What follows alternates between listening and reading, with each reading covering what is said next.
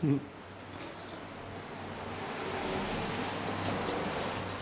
this is Joseph Palmer, the very well-renowned Montreal fashion designer, who is being so kind to join us at our event on July 10th.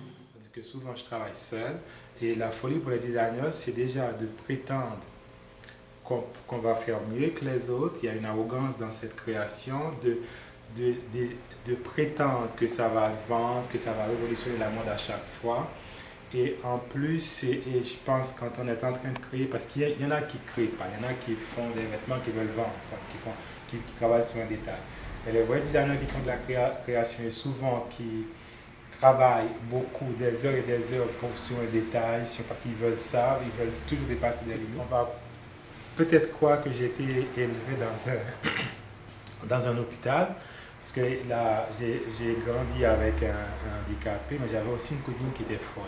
Et sa folie se manifestait, c'est que tous les matins, elle se réveillait, on ne savait pas quel genre de comportement qu'elle va avoir. Elle peut avoir un comportement d'un enfant, elle se met à chanter et à jouer sur le pont d'Avignon. Et le lendemain, elle peut avoir un comportement d'un homme là, qui est prêt à se battre avec tout le monde.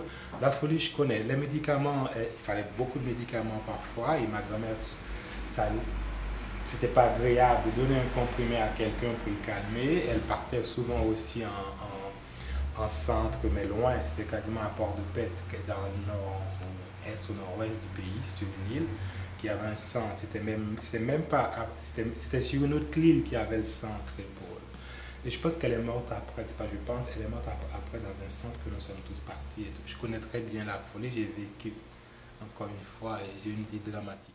Je voulais juste faire une petite anecdote en parlant de la folie de ma cousine. Cette cousine, elle était rousse t'as acheté une vraie rousse. Et quand je suis rentré à l'école à 5 ans, il y avait une petite rousse. C'était la seule rousse que je voyais, c'était ma cousine folle. Alors pour moi, c'était toutes les rousses qui étaient folles. Alors, même maintenant, quand je vois une rousse, même dans mes défilés, j'ai des mannequins rouges, je les regarde pour voir si elles sont folles. Je fais tout en même temps. Quand je travaille sur une collection, je ne m'arrête pas quasiment pour dormir, je ne m'arrête pas pour manger. La musique, j'écoute au quotidien. Le sport, je le fais parce que souvent, je soulève des choses assez lourdes. Je n'ai pas de voiture, je marche beaucoup. Je peux avoir 3 rouleaux de tissu sous le bras dans le métro. Pour moi, c'est le sport. Et, comment je peux dire, au lieu d'aller à la campagne, je peux faire de la broderie. Pour moi, c'est comme si j'étais au bord de la mer. Du coup, je reste toujours dans mon travail. Je pense que j'aime bien ma folie. Je reste là-dedans. Quand je m'éloigne, à un certain âge, quand on s'éloigne, on a assez de déception quand on attend trop des autres.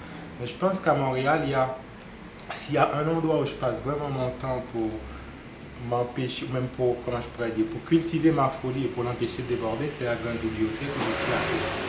Normalement, je m'arrête quand je ne vois plus rien, aussi bien pour enfiler une aiguille que pour faire n'importe quoi. Mais c'est mes yeux qui me guident.